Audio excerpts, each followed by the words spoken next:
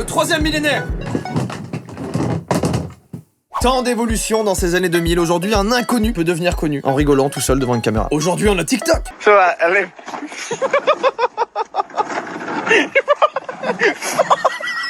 J'ai très envie de faire une vidéo dessus. Aujourd'hui, on a Instagram. Bonsoir. Bonsoir. Quel est votre prénom? Pierre. Aujourd'hui, on a Tinder. On met une petite photo, une petite tagline catchy, comme ça, en mode « Je mords pas les filles, on peut se rencontrer ». Il y a un autre type de personne sur Tinder. Je suis quelqu'un de simple, après tout, ce que j'aime, c'est l'élévation spirituelle. J'aime la philosophie, je suis en bac plus S, c'est des blagues. Parce que je suis quelqu'un qui a de l'humour aussi. Et j'aime le cul. Du coup, imaginez, il y a peut-être 10-15 ans, on n'avait pas tout ça et c'est arrivé très très vite. Et du coup, avec ça, vient aussi l'évolution de la société. Il n'y a pas eu que des évolutions technologiques, il y a eu aussi une évolution sur la façon de penser, sur la façon de s'habiller, sur la façon de paraître en société. On va aller voir une chaîne que j'adore et je me suis pas spoil depuis des mois parce que j'avais très envie de le faire en vidéo. Cette chaîne, elle s'appelle Ina Société et forcément, ça parle de la société. Ina Société, c'est une chaîne qui regroupe des archives de reportages, des interviews, je lis la description de la chaîne, des réactions de personnalités artistiques ou politiques sur les événements de votre vie quotidienne. En gros, c'est des micro-trottoirs, mais en 1980, 1960, en 1950. Comme le fait l'excellent Loris Giuliano aujourd'hui en 2019. Allez le voir, il fait beaucoup rire. Et en plus, trouve un truc à dire, je sais pas, une qualité qu'on dit à tout le monde, là, un truc banal. Il est sympa. Squeezie avait déjà fait une vidéo sur Ina et il disait très justement que c'est très bizarre parce que la façon de parler, c'est ce qui surprend le plus. La façon de s'exprimer, ils s'expriment super bien, ils sont ultra carrés, ultra propres, ils ont un bon français, ils ont une prestance, un charisme. Et aujourd'hui, bon, là, on l'a un petit peu perdu. Par exemple, je sais pas, des fois il y a des micro-trottoirs, on va dire « Bonjour, qu'est-ce que tu penses des péniches ?» Ah moi j'aime pas, moi tout ce qui touche à la bite, j'aime pas. Tu sais ce que c'est qu'une péniche? Ouais, je sais ce que c'est un péniche. Ah ouais. Bref, vous avez compris, à chaque époque, on a son lot de questions, on a sa façon de penser et forcément on évolue et le but c'est d'évoluer vers une meilleure version de nous-mêmes. Du coup on va se faire un petit bond en arrière d'une trentaine, quarantaine, cinquantaine d'années même, on va aller voir ce que nos parents, ce que nos grands-parents pensaient à l'époque de la société sur des questions comme comment être stylé au lycée en 1962. Eh bien vous savez quoi? C'est la première qu'on va regarder, c'est parti.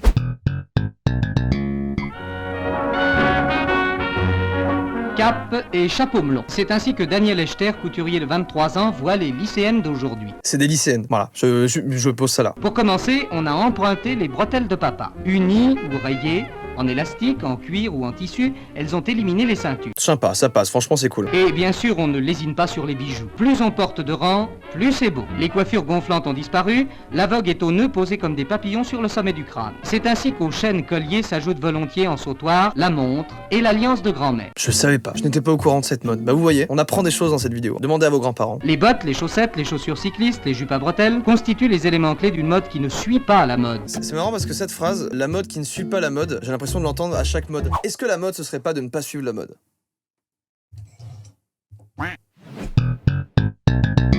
On va regarder ce qui se faisait en 1980. Et c'est l'ancêtre de Tinder quand même, c'est quand même les petites annonces de rencontres. On va voir comment les mecs se vendaient et s'ils plaçaient des trucs en mode « Je mords pas, mais si tu me taquines, je peux te mordre un peu le lobe d'oreille, tu vois. » Et d'abord, avant ça, avant de découvrir cette vidéo, je vous invite à créer en commentaire avec le hashtag « Ma description serait ». Je vous laisse mettre à la suite de ce hashtag la description que vous utiliseriez si vous cherchiez l'amour sur une plateforme de rencontre. Bonjour, eh bien moi c'est Régis. Quel âge il a? J'ai 29 ans.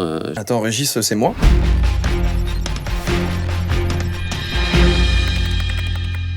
Pendant une seconde, j'ai cru que j'allais ressembler à Régis à 29 ans. Hors de ça, la profession pour moi ça n'a pas grande importance à partir du moment où cette personne aura une certaine créativité. En dehors de ça, mesdames, je ne vous écrirai certainement pas parce que j'ai une graphologie qui est très très mauvaise. C'est complètement honnête. Bien, sinon je suis en bonne santé. Il a le même rire que moi, putain. Sa phrase de fin, elle est incroyable. Je suis célibataire, je mesure 1m73, je suis électricien aéronautique. Il paraît que je suis enthousiaste, pondéré, Ça se voit pas. généreux, Ça se voit. sentimental. Pas putain. Et j'aspire à trouver une épouse qui soit charmante, brune, mince, loyale, affectueuse, délicate. Excusez-moi, c'est une recherche d'amour ou une liste de courses? Pour une union réussie avec un enfant. Ah oui, c'est le problème aussi, peut-être dans les années 1980, ils pouvaient pas trop refaire les prises, donc c'était... Pour une union réussie avec un enfant. C'est bon, t'as dit gnognon, c'est mort. On peut pas la refaire. Jean-Claude Gnognon. Il est évident qu'à notre époque, la situation, la vie facile, la sécurité sont peut-être les premières choses qu'une femme va rechercher. Et je le comprends fort bien. Je retire ce que j'ai dit, je me sens honteux, très honteux d'avoir ri de Jean-Claude. J'ai envie qu'il trouve une femme. Que je sois gentil, prévenant, conciliant et prêt à faire des concessions, je n'intéresse pas les personnes dites intelligentes et qui sont d'un milieu social différent du mien. Et j'en suis fort triste. Waouh. Jean-Claude, c'était l'annonce la plus pure. Je trouve ça très très beau. Il y aura pas de vanne. Blablabla. C'était pas une vanne, c'était juste un personnage très lourd. À cette époque-là, quand tu regardes les petites annonces comme ça, tu vois qu'il n'y a pas cette recherche de correspondre à quelque chose ou de correspondre à une espèce de critère défini par des gens, machin. Aujourd'hui, quand tu regardes les annonces Tinder, il y en a vraiment beaucoup qui se ressemblent parce que personne n'ose montrer ce qu'il a de spécial et tout le monde dit les mêmes banalités de merde. J'aime le sport, j'aime les voyages, j'aime la musique. Tout ça pour dire que soyez vous-même. J'ai niqué le fun de la vidéo ? Oui. Bonjour, je m'appelle Emmanuel, je mesure 1m68 pour 60 kg. Ça va, c'est bien, c'est bien. De caractère, je suis très doux. Mes goûts, j'aime le sport. Et tout le monde dit les mêmes banalités de merde. J'aime le sport, j'aime les voyages, j'aime la musique. Merde, putain, tu me niques tout mon truc là. J'aime la musique classique. Oh mais... putain, il dit vraiment tout ce que j'ai dit tout à l'heure. J'aime aussi les bons restaurants et les voyages. Il a démonté ma théorie. Physiquement, je souhaiterais qu'elle ait les cheveux longs, bruns ou châtains, qu'elle ne soit pas trop grande. Je souhaiterais en plus qu'elle soit assez ronde ou même très ronde, corpulente ou très corpulente, ou alors qu'elle ait une très forte poitrine. On va... Allez, c'est parti, on change les petites annonces, c'était cool. Si vous êtes les petits-enfants de ces personnes, j'aimerais vraiment, mais réellement, et pour le coup, j'aimerais, moi, personnellement, savoir s'ils ont trouvé l'amour. Voilà. La recherche est lancée, toutes mes équipes, c'est-à-dire mes 2,5 millions de personnes qui me suivent, sont sur le dossier. J'ai pris une voix de reporter vidéo. C'est parti, on enchaîne avec 1990. C'est quoi le téléphone portable ? Même s'il paraît encore être du domaine de la science-fiction, C'est dur de voir ça aujourd'hui là. pas plus grand qu'une télécommande de téléviseur et avec lequel vous pourrez appeler partout, de n'importe où. Fini l'attente exaspérée devant des cabines encombrées. Je suis en plein milieu du parc des expositions et je téléphone avec un appareil, main libre, et je suis à 150 mètres d'une borne qui sert à le faire fonctionner. Explosion. Le gars est en train d'appeler son pote, il est très heureux. Hein. C'est pas vrai, ça marche, hein, c'est bien. Je te reçois 5 sur 5 là. Et aujourd'hui, aujourd'hui voilà quoi. Voilà, c'est tactile. Et là j'arrive là, je débarque, regardez. Pardon monsieur, vous savez que dans 30 ans, en fait, ça va être la merde. Tout le monde va s'appeler tout le temps. J'espère que c'est une invention française au moins. Je sais pas quoi vous dire. C'est pas vrai. Je te dis bye bye. Ça sortira en 2019, c'est le hit de l'été. Ouais, c'est bon. Ça ne nécessitait absolument pas une telle illustration, un tel investissement pour dire cette phrase en fait. 1985, ces noms de famille durs à porter. Quand vous étiez enfant, ne vous est-il jamais arrivé de prendre l'annuaire, de chercher des noms insolites? Non. Rien que pour vous amuser ou faire des blagues au téléphone? Cochon, cucuron. Non, pardon, je suis aussi mature que ces enfants. Cucuron, c'est dur à porter? À porter, oui, c'est un peu dur. Non, dur peut-être un mot un peu fort. La bite, c'est un nom difficile à porter.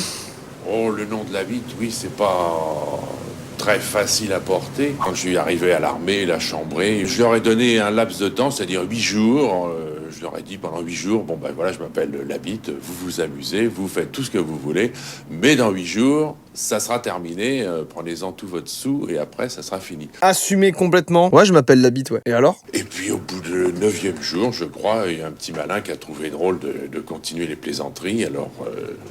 il a été faire un petit stage à l'infirmerie. Juste un truc là. Elles sont géniales ces anecdotes. J'aime bien. Et là, je passe un très bon moment là, je kiffe. Monsieur meurt de soif, est-ce que c'est vrai? Vraiment difficile à porter votre nom? Non, meurt de soif, c'est pas plus difficile à porter qu'autre chose. Pourquoi? C'est vrai? Raison. Quelles sont les réactions des gens? En général, les réactions sont sympathiques. Nichon, c'est dur à porter? Non, pas du tout. À part s'ils sont très gros. Allez, c'était la vanne beauf de cette vidéo. On enchaîne sur un autre sujet. C'est parti. Alors, la télévision, c'est un instrument de quoi pour vous? À l'origine, ça devrait être un instrument d'information pour les gens qui la regardent. C'est un moyen d'enfermer les gens entre la publicité, les petits jeux bébêtes, dirons-nous. C'est vrai qu'il y a beaucoup de petits jeux babettes. Des trucs comme ça qui ne peut franchement pas les informer. Complètement. Moi, je voudrais surtout parler des jeux dits bébêtes. C'est pas que je sois très intéressé par ces jeux bébêtes, mais il faut bien se dire que les jeux bébêtes plaisent énormément aux gens. On est à peu près 45 ans, 50 ans plus tard, et des jeux bébêtes à la télé. Oh oui, il y en a. Oh là là. Et en plus, on a fait une vidéo il y a pas longtemps dessus. Tout ce qui est bébête plaît. Bébête. Et exactement pareil que pour les variétés que maintenant les jeunes aiment de moins en moins, mais qui plaisent toujours aux vieux, qui sont assis dans leur fauteuil, qui n'ont rien à faire. Excusez-moi, il vient de résumer en fait la télévision. De temps en temps, je vais en vacances chez quelqu'un qui a la télévision. Combien de fois j'ai vu les mêmes films qui repassent? Moi, je trouve que c'est dingue. La télévision n'a pas du tout évolué, c'est la même chose, c'est les mêmes codes. On repasse toujours aujourd'hui les mêmes films, on repasse toujours les mêmes classiques. Pardon, je l'ai pas vu mais depuis tout à l'heure. Ça doit être très énervant, vous avez dû le dire dans les commentaires et j'ai pas vu. On va vite remettre ça comme c'était. Faut pas trop en abuser parce que premièrement ça enlève le goût de lire. Je trouve que dans le livre, il y a beaucoup plus de détails. C'est vrai. Plus intéressant. Moi, je sais que j'ai jamais trop aimé lire. J'ai acheté une liseuse. Je tape des fois des mots-clés qui me plaisent pour voir s'il y a des livres qui correspondent à ces mots-clés. Je trouve des choses. Et franchement, une liseuse, c'est vraiment cool. S'il y a une marque de liseuse qui veut faire un petit sponsor, n'hésitez pas. Je suis là. Toujours là pour prendre un petit peu d'argent. Pour mettre la daronne à l'abri. Vous avez remarqué la rue aujourd'hui? Les branchés modes sont partout. Il s'est passé quoi avec les voix off? Vous avez remarqué la rue aujourd'hui? Oh, vous avez remarqué la rue aujourd'hui? Elle est pleine de mégots. C'est dégueulasse, l'enculé de ta mère. Pardon. Veste large, pantalon étroit, noir et fluo, cheveux ras et mèches pendantes, le banal et l'exceptionnel réunis, la vitrine de la culture actuelle. Ce mercredi-là, dans un salon rennais, on venait se faire coiffer. Mais cette coupe, je comprends pas. Même s'il me donne une explication, je la comprendrai pas. Des trucs marrants, des pétards. Des quoi? Des pétards. Des pétards. Des pétards. C'est marrant parce que il en a rien à foutre et il a bien raison. C'est ça qui est cool. Puis se sentir bien dans son corps aussi. Voilà, ça c'est important, c'est tout. Le message il s'arrête là, y a pas besoin d'en dire plus. Et c'est une façon aussi d'écouter un certain type de musique. Bah non, ça n'a rien à voir par exemple. Ok, je lance le hashtag, mesdames et messieurs. Ma coupe ne me définit pas. Regardez, je change de coupe. Tom, tu mets ce que tu veux. Et vous pensez qu'avec cette coupe, je peux pas écouter du classique? Bah si, je peux le faire. Oh. Dis donc, j'adore le classique. Certaines pensent que c'est très bien, ouais. Et d'autres, bon, là, c'est un délire tu fais quand trop même. punk. Tu m'as bien fait tarder là. C'est mal vu ça d'être punk. Ok, bon, il a sa coupe, il fait ce qu'il veut. J'ai entendu une phrase derrière. Tu m'as bien fait tarder là. C'est mal vu ça d'être. Tu m'as bien pétardé là, John? J'ai bien entendu ça. Tu m'as bien fait tarder là. C'est mal vu ça d'être punk. Tu m'as bien pétardé le jaune. Je veux que vous utilisiez ça chez le coiffeur. Je pense aussi une nouvelle uniformité de la coiffure des pétards. En fait, tout le monde en porte maintenant. Ça te plaît vraiment comme ça? Parce que moi, ma mère, elle me disait des fois j'ai les cheveux en pétard, tu vois, mais genre je pensais pas que c'était l'intitulé en fait de la coupe. Si ça vous plaît, bien évidemment, pouce bleu et compagnie, on refera une vidéo dessus parce qu'il y a encore plein de sujets. Là, j'en vois un, pourquoi les jeunes vont-ils à Amsterdam? J'ai très envie de le regarder, mais peut-être que ce sera dans une autre vidéo, je ne sais pas. Faut dire, j'ai beaucoup tout sauté ma première cigarette. Mais tu as 12 ans et demi, c'est normal.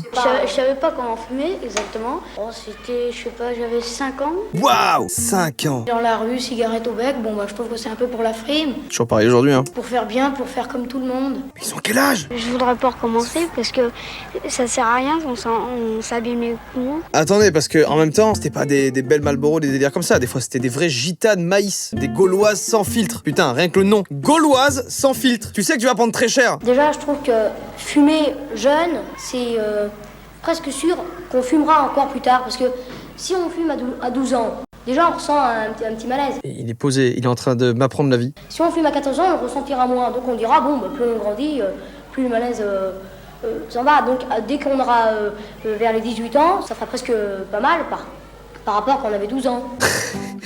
Il y a un commentaire qui est tellement vrai. Si des jeunes s'exprimaient comme ça aujourd'hui, on aurait le droit à des excuse-nous Molière. Mais complètement, c'est tellement vrai, putain. Parmi ces 3 éventualités pour l'avenir, laquelle choisissez-vous? Faire fortune, devenir un personnage connu, avoir du temps pour vivre agréablement avec votre famille? Avoir du temps pour vivre agréablement et pas forcément avec ma famille. Ah, moi j'aimerais avoir une immense fortune. Cette personne, c'est complètement moi quand j'étais au Pôle emploi. Quand on me demande, vous vous voyez où dans 5 ans? Ah, moi j'aimerais avoir une immense fortune. Oui, c'est ça. Qu'est-ce qui va bien en France? Qu'est-ce qui va bien en France?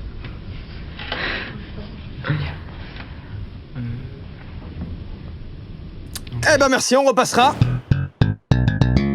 On va regarder le roi punk de Nice. Ouais, Balek.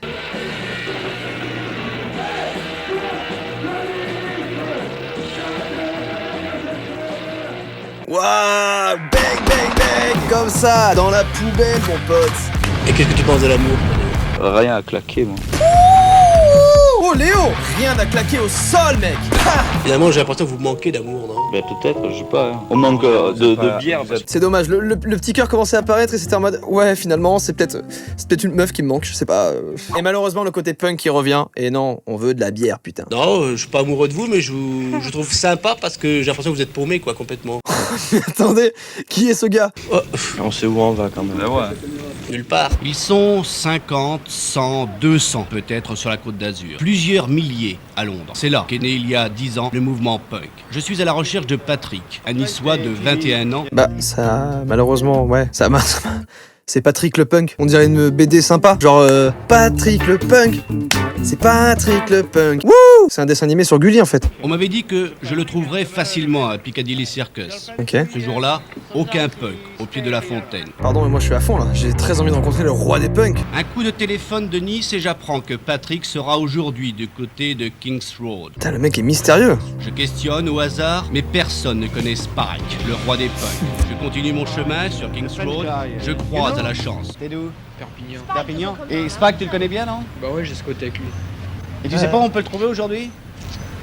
Je sais pas, parce qu'on sait jamais où c'est qu'il est. Les coiffures, ça me dérange pas, tu vois, chacun fait ce qu'il veut. Mais putain, moi, c'est pas droit, c'est pas droit.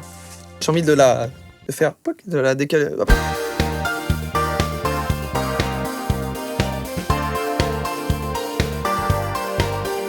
Ah, c'est bon. Est-ce que c'est Patrick le punk? Ouais, je le reconnais. C'est lui. Grâce à la musique, je finis par retrouver Patrick le Niçois. Yes! Yes! Derrière des accoutrements vestimentaires un peu débiles et des coiffures fantaisistes. Et dis donc, il est vachement dans le jugement quand même. Une révolte pourtant. Putain, c'est Patrick le punk. Parce que bon, déjà j'ai pas de travail, tout ça, et donc je peux bouger quand je veux. Si je peux déménager, je déménage. Putain, il s'en bat les couilles. Donc, bon, si le quartier j'en ai ras-le-bol, bah, je vais ailleurs. C'est ouf. Comme on ne paye pas le loyer, ni rien du tout, on peut ouvrir une maison n'importe où quoi. Y a rien qui nous rattache nulle part. J'aime bien les emmerder les gens. Ça c'est con, voilà, c'est pas être punk, c'est être un connard. Eh bien, je suis très content de finir cette vidéo sur Patrick le punk. Parce qu'au fond, je suis sûr qu'on est tous des bonnes personnes. Bon non, qu'est-ce que je raconte là, je dis de la merde. Qu'est-ce que je raconte? J'ai bien aimé ce petit retour en arrière, ça fait du bien aussi de voir un petit peu comment la société évolue, c'est assez cool. Donc merci à tous d'avoir regardé cette vidéo, j'espère qu'elle vous a plu. Moi j'ai passé un super moment et je vous dis à la prochaine pour une nouvelle double ciao. Double ciao de putain de merde. Allez, bisous Tom. J'arrête parce que je suis en train de craquer, bisous.